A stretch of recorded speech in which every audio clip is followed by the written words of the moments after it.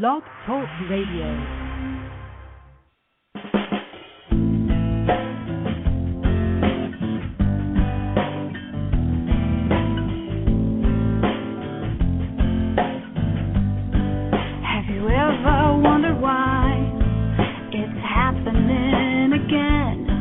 Welcome to MindShifters Radio with your co-host, the Forgiveness Doctor, Dr. Michael Ryce, and his wife, Jeanie. Michael and Jeanie share with you the wisdom of the ancient Aramaic internal process of forgiveness.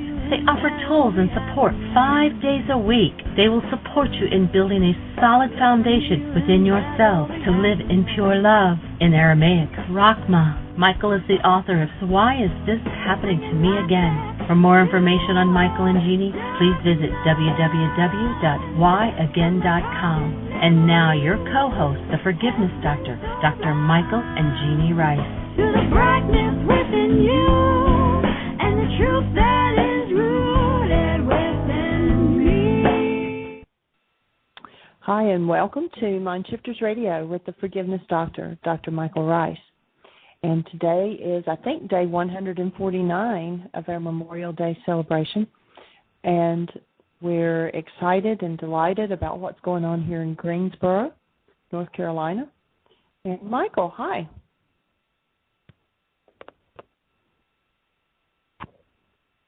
Michael, are you on? Oh, I am. You just you cut out a little bit there, sweetie, and so I didn't hear you invite me to speak. So welcome, everybody, to the show. We're delighted to be with you. And, of course, our honoring of Memorial Day is a request of everybody who's listening to the show to be willing each day to look at least one issue, one thing in your life that you're willing to be responsible for and forgive. One place where you have some form of hostility or fear. And though your mind tells you that that hostility or fear is caused by someone else, what we're going to invite you to consider is the hostility and fear is caused by an energy that's held inside of you. And to recognize that forgiveness is about letting go of that hostility or fear, removing that hostility or fear, and moving forward as a true human being. A true human being, if you need a definition, hold a newborn child, you'll know exactly what it is. That's your essence. That's my essence. That's the essence of every one of the 7.5 billion people on planet Earth. Though, because we've been structured through hostility or fear by an insane world with all kinds of other thumbprints, we may seem to be something other than love, or others that we look at may seem to be something other than love. The real truth about all of us is the same. We all come from exactly that space of the newborn. We all started out there. And as we join in a community of folks who are willing to forgive, and that process of forgiveness has nothing to do with letting somebody else off the hook for what's happening inside of you, but rather it's the ability to take responsibility for and remove what never belonged inside of you. And what never belonged inside of you is any form of hostility or fear. So we want to honor Memorial Day, continue our work around the Memorial Day process, and that is the removal of war from planet Earth by the removal of hostility or fear from every mind, heart, and being on the planet. And that's going to happen when we hit critical mass, and that's why our invitation to you is to pick just one situation, even the smallest irritation or the smallest upset, and forgive in regard to that particular situation. And if you're not familiar with the forgiveness process, if you haven't been with us before, we invite you to go to our website. The whole story is there, and you can download it free. The website is www.whyagain.com. That's www.whyagain.com. And on the right-hand side, you'll see a link that says Download Worksheets. If you go to that link, the first 4 links will explain the whole forgiveness process to you. So please join us in the willingness to forgive from your own life something today that you have that's less than love. And, Jeanie, do we have any callers? Dr. Tim with us? David with us? Anything happening in the chat room? Lots of questions today. Well, the chat room is not working right now because I'm having to access the switchboard through my Nook. And for some reason, I guess it doesn't have the right flash player or something, so it will not open the chat room. So I apologize about that. Dr. Tim and Dr. Hayes, David, are neither one on the switchboard. So our call-in number is 646-200-4169. If you have a question, press 1. Okay, my small laptop, honey, is back on the table back in the back room. You might want to grab that and jump in the chair. I'll do it. All right, cool. So welcome to the show, everybody. We're here to open the space for a conversation about the process of forgiveness and the opposite conversation of the one that the culture has about how you let other people off the hook for what's happening inside of you, and move to the space where you recognize what's happening inside of you is happening inside of you, and the reason you're feeling it is because it's there, and the act of forgiveness is the act of removing that. And if you recognize yourself in any of that conversation, maybe you've been taught to forgive others for what's happening inside of you, and as you, quote-unquote, forgive others, you end up getting stuck in the same old game, the same old process, and you ask yourself the question repeatedly, why is this happening to me again? And it's because as a creative being, you hold in you the dynamics of whatever it is that's showing up in your life. However, if you deny that process, if you deny ownership of that which is in you, then what occurs is you dissociate from that part of your mind.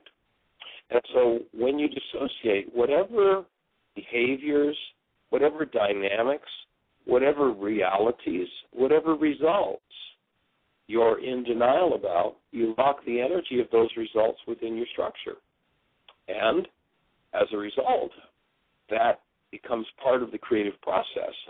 For instance, if you lock a behavior of anger or fear into your mind through denial and dissociation, every circumstance and every situation that will resonate those brain cells in the future is going to result in you having exactly that same feeling and exactly the behaviors that were dissociated from.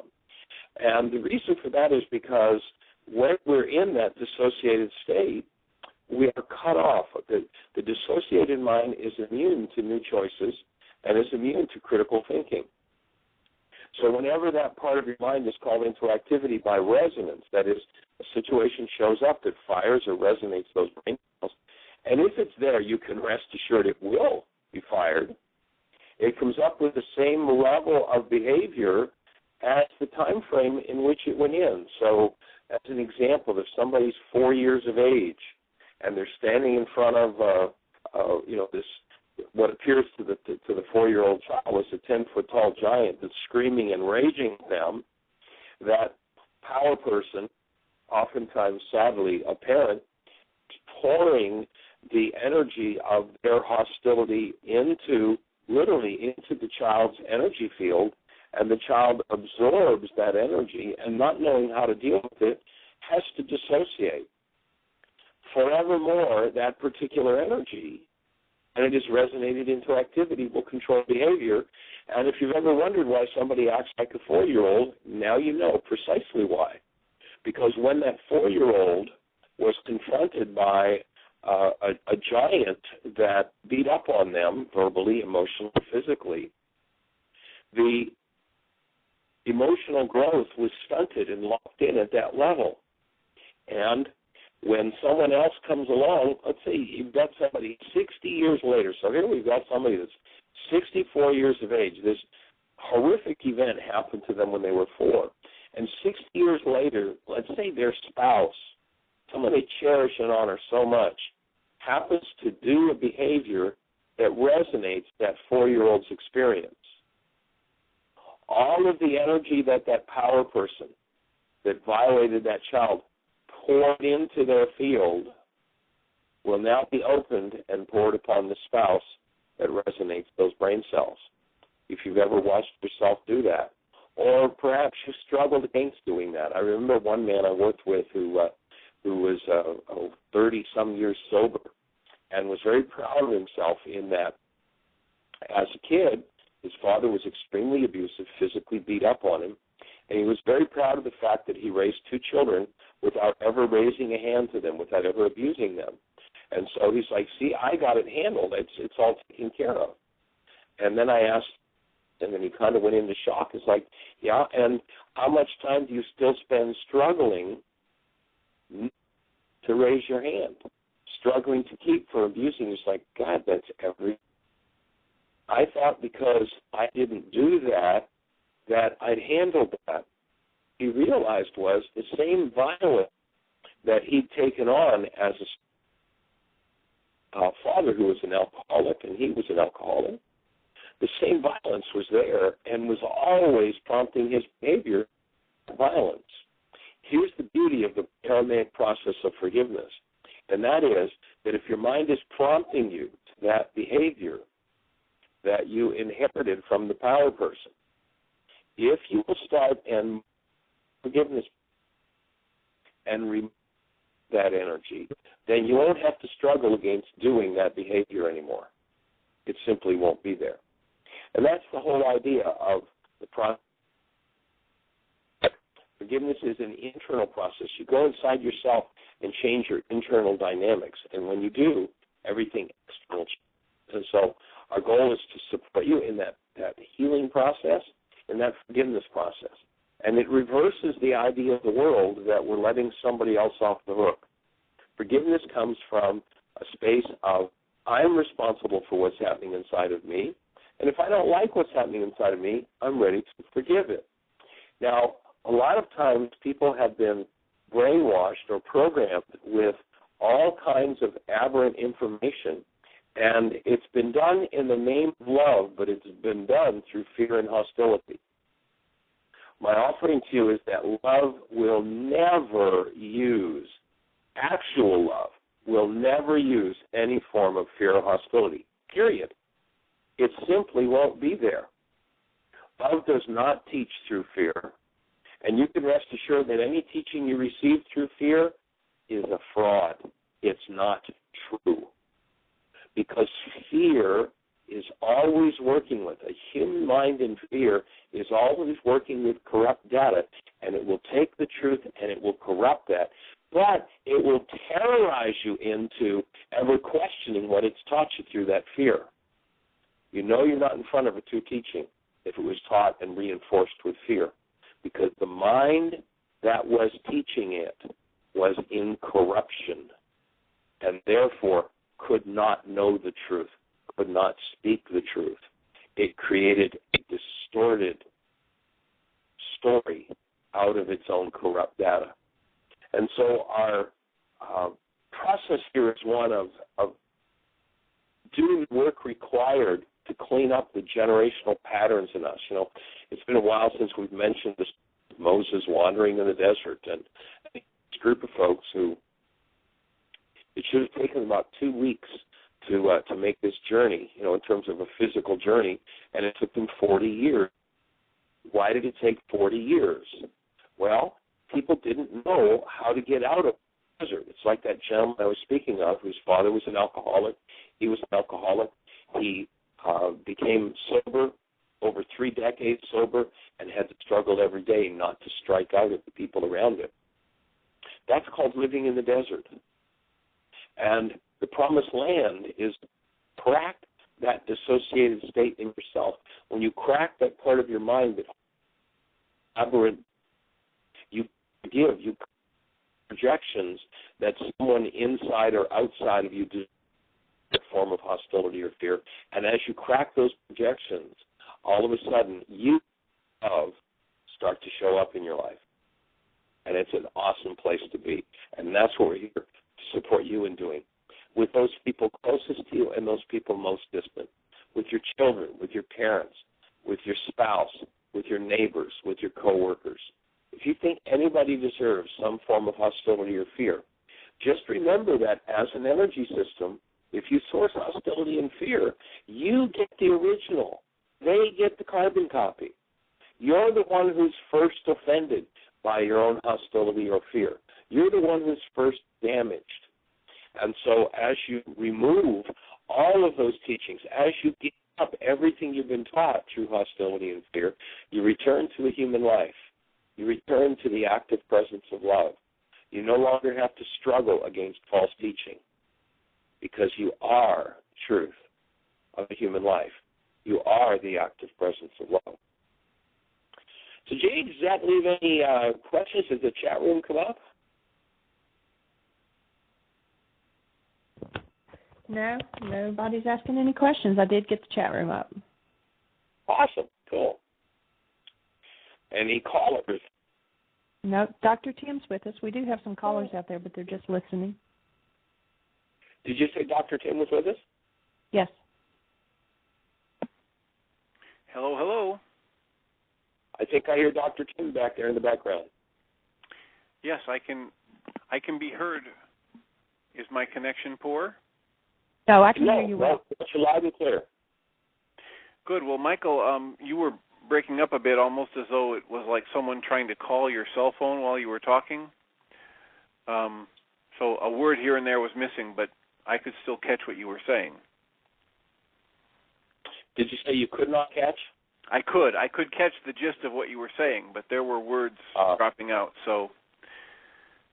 Okay, well then, we had some trouble yesterday. We're probably going to have to find a different location for the rest of the week to do the show.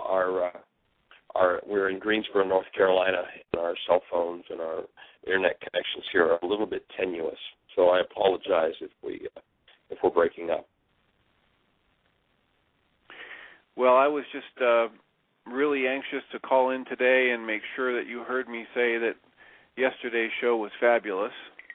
And was it Rex who called in? Yes. And that had been echoing several things that have been going on for me with patients lately who are breaking into new levels of awareness about how their physical pain is directly tied to the mental emotional stress. And I've referred several people to that show already, and even considered taking the download to the group tonight. And so it was. That would be interesting. It'd be interesting to see what their response is. That's cool. That's a great idea. Yeah, because last week we did have somebody who had talked about having a problem with vertigo, and this triggered a whole series of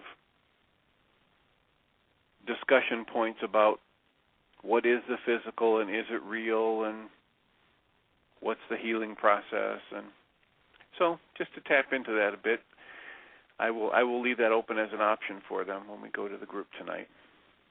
Fabulous.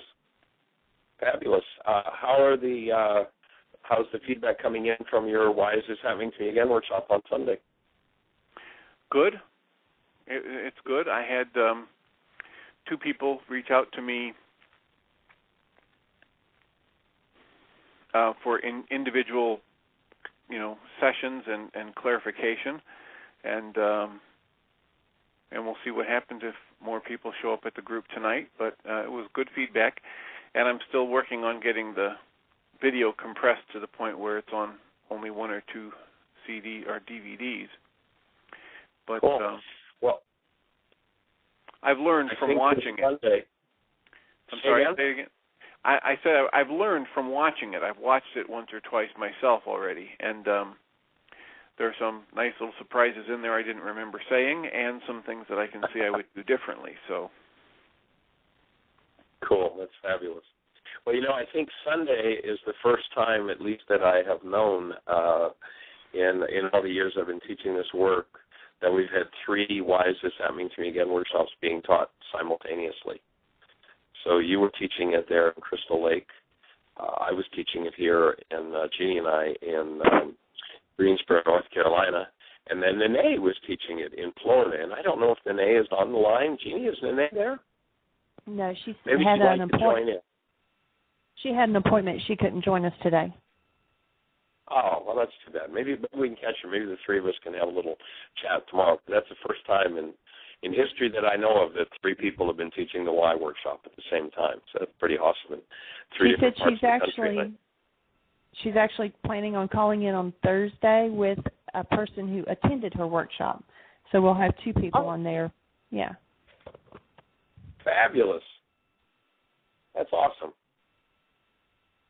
Anyway, it is certainly with 3 Why workshops going on simultaneously, That certainly is part of our vision of creating critical mass, of creating an energetic link that takes this energy of the knowledge of true forgiveness and the internal process as opposed to what the culture teaches, and bringing it forward into the culture in more and more powerful ways. So thank you, Dr. Tim, for your part in that process. Well, you're very welcome. As I said before, I judge the success and power of the material in part by the fact that when we were doing the worksheet process at the end in the last hour, there were at least 5 people, I think I remember counting 6, who had tears in their eyes at one part or another when they were doing their own worksheets. And so the power of the tool to help people access and release those negative parts of their past experience and their beliefs and their energetic crystallizations is just phenomenal. To think that people can come in cold, be introduced to a new technique in a group of people that are, many of them strangers to each other, and have that kind of a powerful emotional experience and release is phenomenal. It is, isn't it? It's pretty awesome.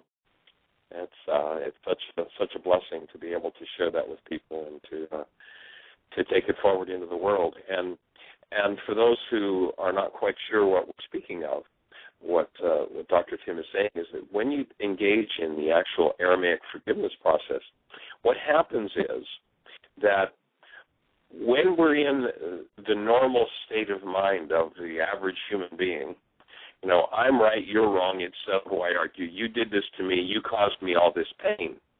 And so one experiences pain in their physiology, but in their mind they pretend the pain belongs to somebody else. They pretend the pain is caused by someone else, which is really a pretty silly solution. Here one goes on all their lives blaming everybody else, but still experiencing the pain. There's no resolution possible in that state. But once you start to collapse that projection that it's somebody else's fault, what happens is, instead of experiencing the pain and a false picture that it's about somebody else, you get in touch with the part of you with which you're inflicting pain on yourself. Now, that doesn't always feel good. However, it feels awesome when you move to the other side of it, because now that you're directly in touch, now that there's something about you that you didn't know that you now know, you have the opportunity to change it. Now, it may bring grief and sadness and all sorts of things up, whatever the nature is. I was talking a few minutes ago about the power person.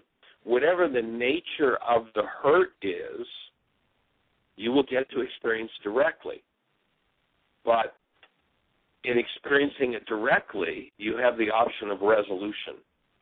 You now know something about yourself that you didn't know yesterday, and that changes everything.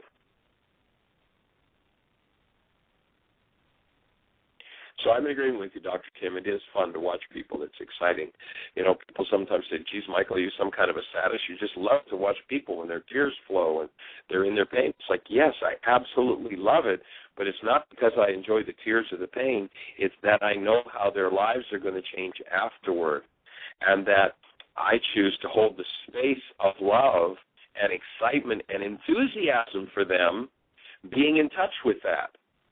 Now, if somebody's going through an issue that resonates, an issue that I haven't resolved, then I'll have some pain of my own come up. Then I'm not so enthusiastic about them working through theirs, but it gives me the opportunity to work through mine. And when I work through my own, then I have the ability to create the space of support for the healing of whatever that dynamic is in the world. And so each person that works through each layer is empowered, literally empowered to heal, empowered to hold the space. And that's a very exciting thing. Yeah, it came up when somebody came in to do a worksheet with me today that when we talked about the part in the worksheet where it says, I willingly go through the physical, mental, and emotional symptoms of healing. And when I explained what that was, they said, why would I want to do that? And I said, well, because it then gives you the power to change it. It's like if I had a problem with my car, and the car is running very, very poorly and using 3 times as much gas as normal, and I go to the mechanic and they say, well, if you spend $300 and get a new fuel injector and then this money to put it on, $300? Are you kidding me? Well, yeah, but if in a month's time I make that up and more because I put that energy in here and correct the problem, then I'm spending $600 a month less on gas. That it makes really good sense to make that change, even though it's not pleasant spending the money and spending the day or two without the car. Right. It's an empowering tool, even though it's not always fun or easy. The benefits are long and lasting, or large and lasting. And the other thing is, it's not very complicated. If I can simply understand, if I can get this one little piece that every time I have an angry or fearful emotion, instead of looking outside, I turn my vision inside. If I can simply break that one conditioning of the culture that makes me want to blame someone or something else for what I'm feeling, whole worlds open up to me of new possibility. Absolutely. And not only that, but one of the things that happens when we do this game of denial and dissociation, we hide something from ourselves. That dissociated part of our minds will shape our image and picture of the current circumstance to fit what happened in that original event. There's the why is it happening to me again component. So when we hold a dissociated part in our minds, that is where the picture comes from that has us convinced that the problem's out there. And no matter how distorted or how off base it is relative to actuality, our mind will show us that this is what's happening. And everybody knows that how that happens and how often that happens by just looking at the whole idea of being blamed for something that wasn't said, for something that wasn't done. And everybody knows how often you've had that happen. Why did somebody blame you and swear you said what you didn't say and do what you didn't do? Because you resonated the dissociated part of their mind, and that part of their mind created a picture that they called you out of their content. And so when they said, you said this, they heard you say it, though the words never left your mouth. Their mind used their dissociated content to shape their brain's image of you.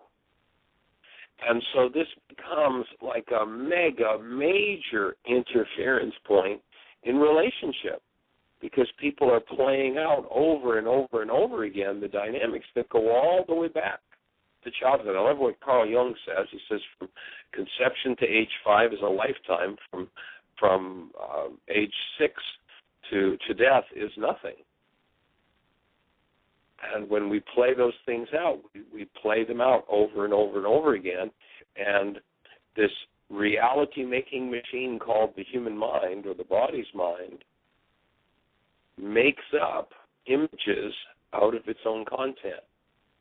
And what forgiveness allows you to do is to touch into that content and change it. And it's interesting, in the ancient Aramaic language, there was a suffix that they added to a word that when they used that suffix, it indicated that was the process that was taking place. So the word, or the suffix, was uta, O-O-T-A. So when they added the suffix uta to the word, what that was in essence saying was that your reality at this moment is inaccurately being manufactured in your own unconscious mind, and you believe that what you're seeing, feeling, and experiencing is actually coming from out there. There's where people blame you for saying what you didn't say and doing what you didn't do. And it's only direct reconnection through true forgiveness that will heal us. And it's that rather than working from the projected images, rather than blaming the current actuality for your current reality, when you forgive in those circumstances, here's the benefit. You'll remove the distortions caused by those UTA brain cells, and you'll reintegrate that dissociated part. Actually, I've had several psychologists over the years that have told me that this forgiveness process, the reality management process, is the only thing that they've seen that actually integrates multiple personalities. And I offer this is the reason why. Because Yeshua knew 2,000 years ago exactly how to do that. He knew exactly how to remove the distortions and how to free us from those patterns. You remember, know the truth and the truth will set you free. This truth can be threatening at first because that means, you mean every time I've been in hostility or fear, I've been in error? Yeah, every time.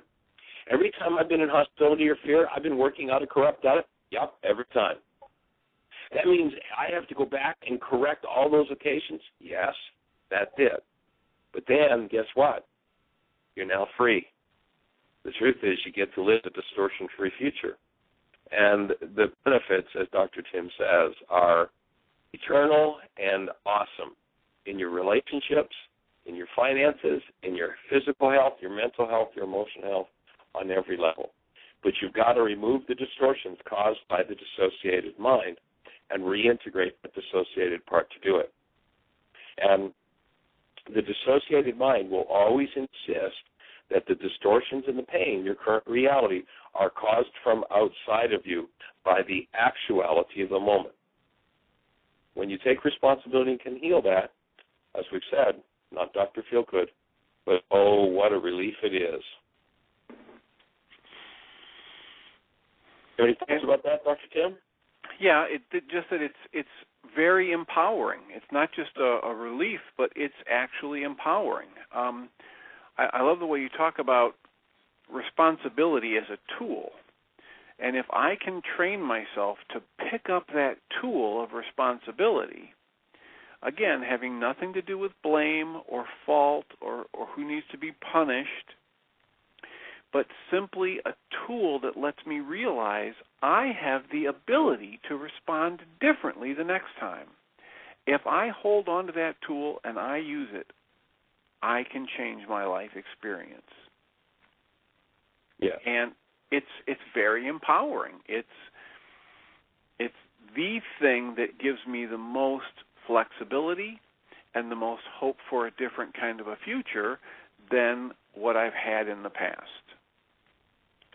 Well, and that to me is one of the other big benefits, or another way to look at the benefits, and that is that when our behavior is governed by, I need to protect myself, I need to be right, I'm not good enough, therefore you're the bad guy, what's in it for me? When our behavior is governed by that, then the people that we attract to us, that we resonate through that energetic dynamic, are the people who are going to show us our pain.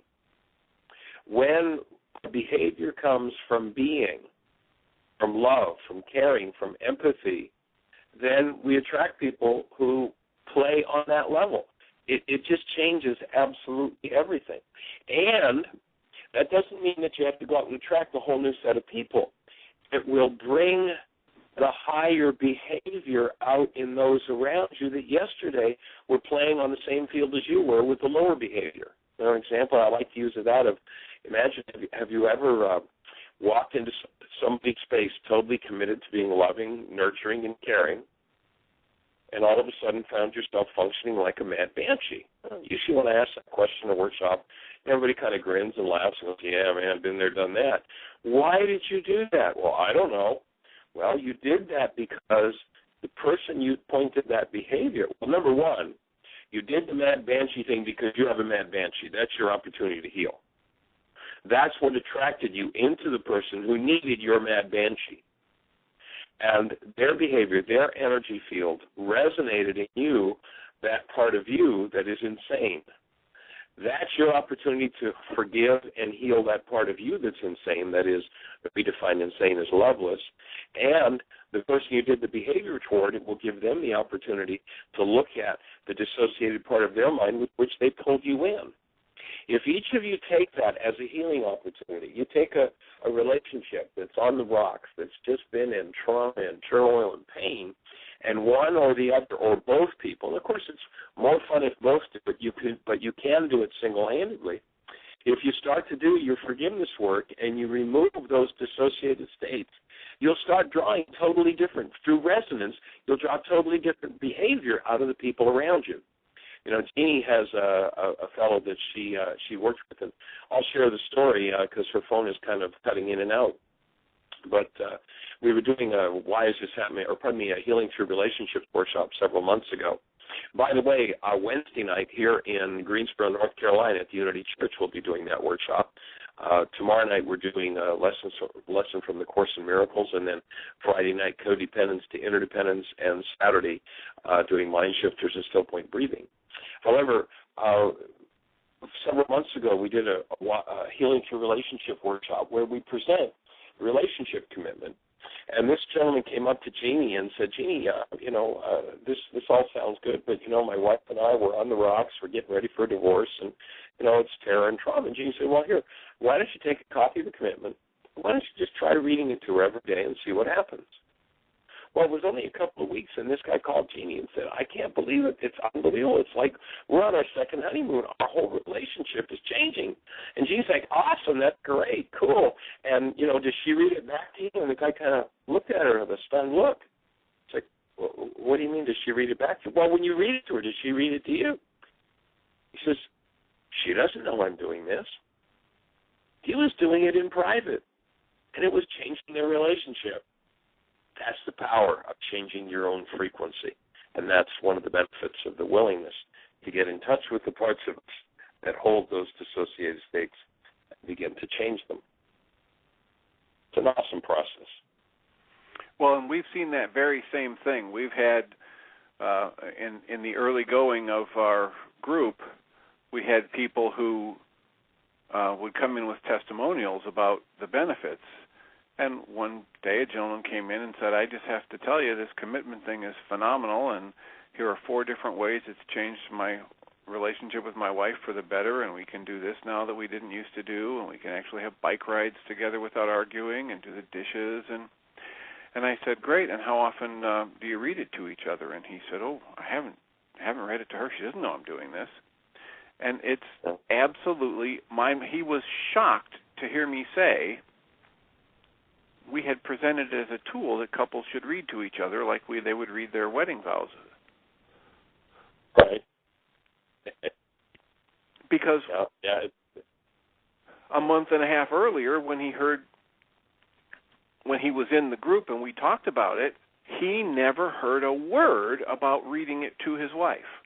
He never heard a word about the way it was presented. Everybody else in the room heard it that way. He heard it as, this is something I have to hide from my wife.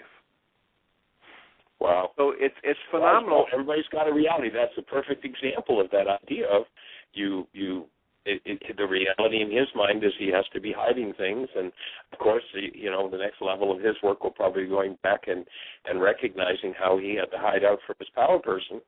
And, his reality, he heard you say the words, I'm sure.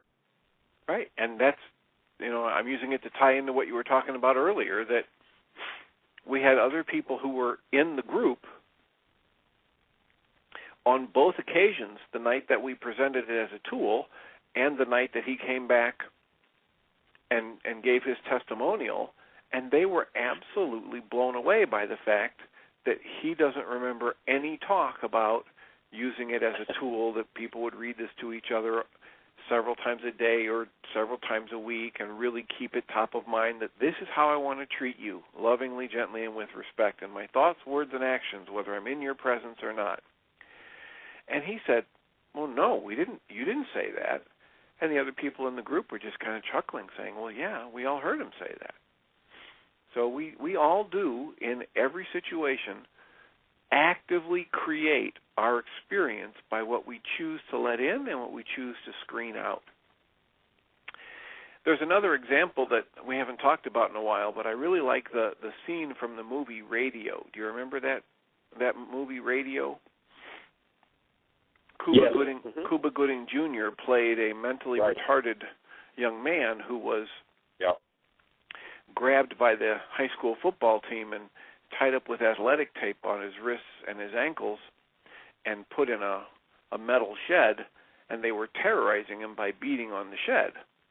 And the coach, who's a really good character in this movie, came out, saw what was happening, stopped the football players, let them know they were in trouble, and then had the shed unlocked and went in with his hands raised, palms out, in like this universal sign of it's okay, and his tone was gentle because he wanted to go help Radio. And every word out of his mouth and every move he made, Radio responded with shrieks and flinching as though he'd just been hurt and pulling away from the coach who was trying to take the tape off of his ankles and wrists. Because Radio's mind was already in fear, he could not accurately perceive that the coach was there to help him. He couldn't hear the loving tone. He couldn't see the gentle movements. He couldn't see the intention of helping correct a negative situation. And when he was finally freed, Radio ran from the shed without any recognition that what had just been done was a gentle, loving, nurturing set of actions, because he couldn't perceive it that way, because his mind was already in fear. That's reality. And it showed him corrupt data, which produced a reality that generated more fear and hostility. And pain. Yeah, and we all do that. I mean, that's a beautiful movie example of what we each do every time we feel hostility or fear in every situation in our lives. Yeah, any time that this carbon-based memory system, this body-mind unit says, I have a good reason for being upset at whoever, it's using an insane skill to convince us that it's errant perception, and the resultant conversation is the truth. And it's just totally, completely insane. However, inside the mind that's doing it, it's totally logical, it's totally sensible. And it seems like the absolute truth. And it's not until you start to recognize hostility and fear for what it is. Hostility and fear is a warning signal that your mind is using corrupt data and your perception is off base. No teaching that comes from hostility or fear is true. It's all an absolute fraud. It can't be true because it's coming from corrupt data. That's what hostility and fear means. And so when the mind says, I have a good reason for my rage at you, and, even the coach's message toward the other players, you're in trouble, as opposed to, I'm big enough to hold the space of love to embrace you little boys, you 3-year-olds who were beat up by your fathers, and now that there's somebody weaker than you, you beat up on them. Instead of him being big enough to be that space, he turns his hostility toward the football players, who have done, admittedly, an atrocity. But, another level of process in that would have been, hey, you boys, come here. Let me teach you truth here. Let me bring you under my wing and show you what's happening rather than punish you into never doing this again. The word discipline in our culture is translated by the insane mind, the hostility and fear-based mind, like all other teachings based in hostility or fear. It's translated as properly beat up, as opposed to the root of the word discipline is disciple. If he'd been a little bigger, he'd have taken each of those boys that were beating on the shed when he caught them, loved them, held the space for them, and disciplined them, properly taught them what was going on and what proper behavior would look like. So from within the mind that's doing hostility and fear, everything it does looks logical. The thing you have to start to question in order to bring about a shift and a change is to be able to recognize that any time your physiology is producing any form of hostility or fear, it's like a fire alarm going off. It's warning you that there's corruption being used to build your pictures, to build your words, to build your story, to build the thing you think is truth. And whenever we hold beliefs that are not based in truth, it destroys our reasoning ability. You know, people take teachings that they say are based in love, and they use them to separate and destroy relationship with others. Hello? How is that possible? How can love separate and destroy relationship? It isn't love when that happens. That's the fear-based component of what one was taught was truth. You know, there's so many dogmas around that are based in insane rage and fear. Just listen to the people who are delivering them, and then watch how those dogmas are used to separate people. You know it's false, though you've been terrorized into clinging to it and making sure that you never question it, because if you ever question it, that would be the sure sign that you'd be struck into the depths of hell. Excuse me, love will never strike one into the depths of hell. And no teaching based on anything other than love holds truth. When truth is not present, reasoning ability is gone, and all kinds of stories and falsehoods are made up. It's time for us to get finished with them as humanity and to stop this insanity.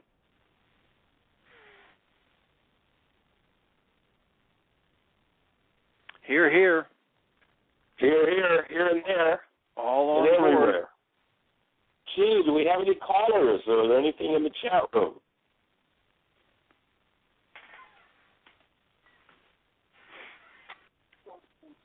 Oh, okay. Jeanie just came in to tell me that she's lost her internet connection. For the rest of the week, we'll go find another place to do the show. Yes, okay, well, a little tenuous. If she loses her internet connection, does that mean people can't get on the chat room, or now that it's open, they can still get on? No, I think now that it's open, they can still stay on. Okay, so there's nothing going on there. Just one person saying love the show, and there's 7 or 8 people in the chat room just listening. So. Oh, cool, awesome. Well, there's an awesome quote that I just came across recently from the Buddha, and what he says is, in this world, hate is never dispelled by hate. Only love dispels hate. This is the law, ancient and inexhaustible. And then he says, and I canceled the thought, but this is what the Buddha says, you too shall pass away. Knowing this, how can you quarrel? Such a genius piece of information. Knowing the truth of who you are and who this being is that stands before you, how can you do anything other than function as love? Unless you have a power person dynamic of rage and fear, and then it's easy to rage and fear.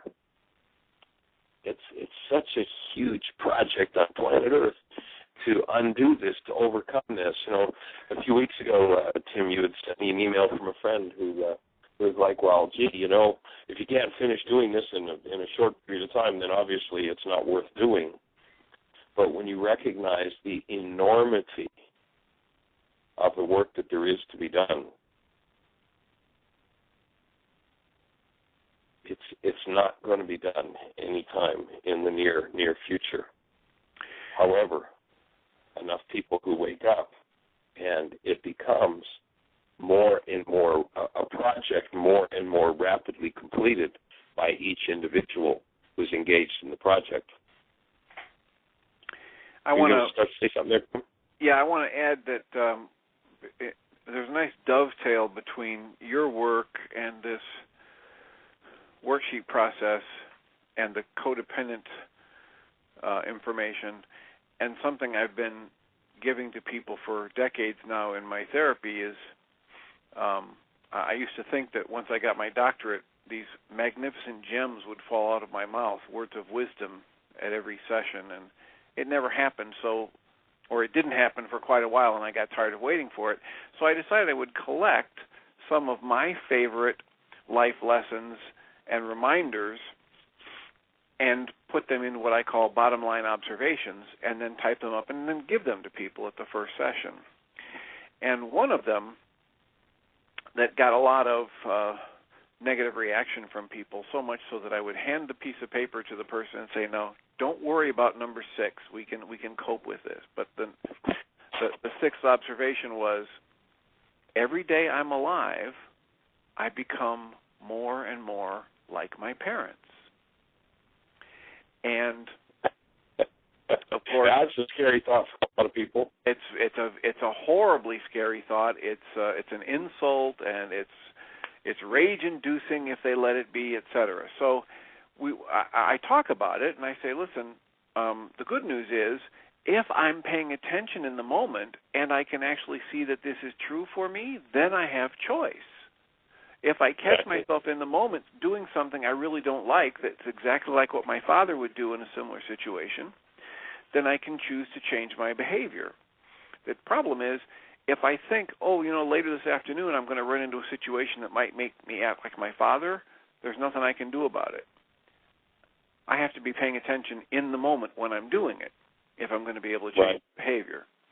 If I look back and I say, yesterday when this thing happened, I acted just like my dad. I'm never going to do that again. It won't work. I have to be paying attention the next time it comes up in the moment in order to choose differently. If I'm on autopilot, if I'm working from being triggered to a reaction by a stimulus on the outside or the inside, and I'm not taking full responsibility for my creative power in the moment, then I will just keep creating and recreating, and then wake up one day and say, why is this happening to me again? So I was talking about this with someone earlier today, and it just popped into my head in a slightly different way than it ever has before. And as she was protesting this observation, and I said, well, don't believe me, just observe it for yourself. And if you find that that is the way it works, if you've got any siblings around that occasionally accuse you of acting like your mother or father, you might want to open to the possibility that it's not just a silly rule Dr. Hayes made up, but it might be the way life works for you too. And then it dawned on me to say to her, what this means is, looking at it in another perspective, you've got a living, breathing tutorial on how your mind works if you'll just pay attention to your parents. You can actually see, as you watch them do things that irritate you, you'll know, if you put all this work together, the only reason it could irritate me is if it's something that I already do that I've judged myself harshly for. I'm holding resentments or anger or negative judgments against myself for having done the same thing. That's why it's resonating for me, and it's an indication, it's, as you were talking about, it's an alarm bell going off telling me, I have an error in my own thought process, in my judgments against myself. I can dismantle that. I can make a change here. So you've got a tutorial for what you can improve in your life and what you can strengthen that you already like. If you see your parents doing something that you really like and it makes you proud of them and you're happy to be around them, you can know you have that same potential within you. And you can strengthen those things you like, and you can minimize and dismantle or cancel the things in you that you don't like coming from your parents. Yeah, and there may come a point where you choose to even forgive those things that you do like, so that rather than running a program from carbon-based memory that's just rote and reproducing something from the past, that you actually have the potential to be alive and in your own true bliss and your own true being in this moment, doing your own original, awesome, fabulous behavior. And there's where the worksheet comes up, where you start doing worksheets on the positive things, which is usually pretty advanced for people. Yeah, it's a real mind bender for a lot of people. Yeah. Because they're and of course, the idea of the work is to be alive in the moment, not running anything from non-being. Anything that comes from the memory bank. Yesterday we talked about the dead burying the dead and the blind led the blind. It doesn't really matter whether it's something wonderful from the past or something horrible from the past. If it's running you, you're still dead. The idea is to be alive, awake as a human being. And they went to the Buddha and they asked the Buddha, they said, "Are you God?" He said, "No." And they said, "Are you Christ?" He said, "No." He said, "What are you?" He said, "I'm awake. I do original, live, life things now, in the moment. I do nothing from rote. And therefore, I'm continuously alive." And when we're continuously alive, we get to experience that awesome bliss that comes from being, which, sadly, many people in our culture have never been plugged into and have never known that such a conversation was even possible, that such a thing was even conceivable. Actually, there's an interesting quote from St. Teresa of Avila, and she says this, and she's talking about the awakened being, one who's not functioning out of carbon-based memory, one who's not functioning out of a road past, the good, the bad, or the ugly. And she says this: the soul feels such a sweet and wonderful delight that almost everything falls away. It falls into a kind of swoon. The breathing and all bodily functions gradually subside. That's called a still point, by the way. All exterior strength is lost, and the soul's strength increases so that it can more thoroughly enjoy the bliss. Union and rapture, or elevation, or what they call the flight of the spirit, or transport. These are all different names for the same thing, which is also called ecstasy. And what she's describing there is a human being who's living an actual human life, rather than living out of a memory bank of hostility, fear, grief, pain, or even a memory bank of wonderful things. And it's the place we're designed to be directly plugged into in living our lives. There's a man that I communicated with. I was actually going to see if I could get him on the show yesterday, and he's kind of incommunicado right now. And so I wasn't able to reach him or get with him to do the show. But I had done a workshop series in Sarasota, Florida. This goes back, probably 15 years ago. And this gentleman came to the whole week. It's a week similar to the one we're doing, did the breath work on Saturday. And he bought a set of our CD, or cassettes at that point. It was cassettes. And he was driving to Orlando from Sarasota. And he said that as he made that drive, he just became more and more plugged in. He was listening to the CDs. He became more and more plugged into this state of being, to ecstasy. And by the time he got to Orlando, he said he was just in such a state, like something he'd never imagined was even possible. And he went to a park, and it was just like, the trees, the sky. He said everything was just awesome. And he observed these two kids on a bike, one of them riding on the handlebars, and his normal mind would have gone into a rage and, what are you doing? It's dangerous. You're going to hurt yourself. And instead, he said, I just watched these kids and the awesome beauty of them. It was just, they were so beautiful. They're laughing. They're playing. It was just so beautiful. And he said he maintained that. He lived in Clearwater, and he drove back to Clearwater a couple days later, and he was in this state of bliss the whole time. And when he got home to Clearwater, his son had done something that, he didn't approve of. And he said, I lost it. That whole thing just crashed and was gone. If you do your work, that state of absolute ecstasy and bliss is yours 24/7, 365. And out of that, you will create the best year you have your eternal life. And that's what we're here to support you in doing. Have a blessed day. Bring a stranger to the show with you tomorrow. Thanks for being here. Bye-bye.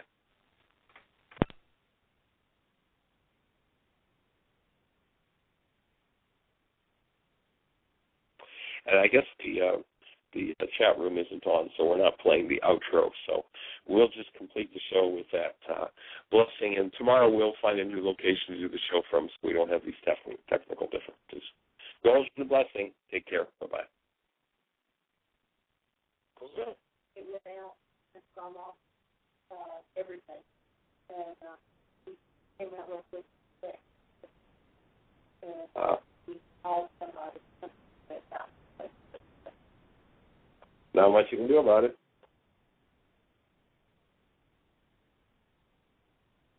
Anyway, I think it was a good show. What's your computer doing?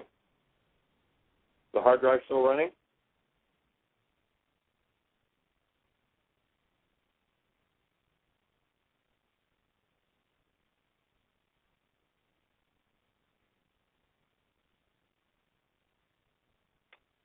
Let me call Michael J. again and tell him what you shared with me about what it was doing.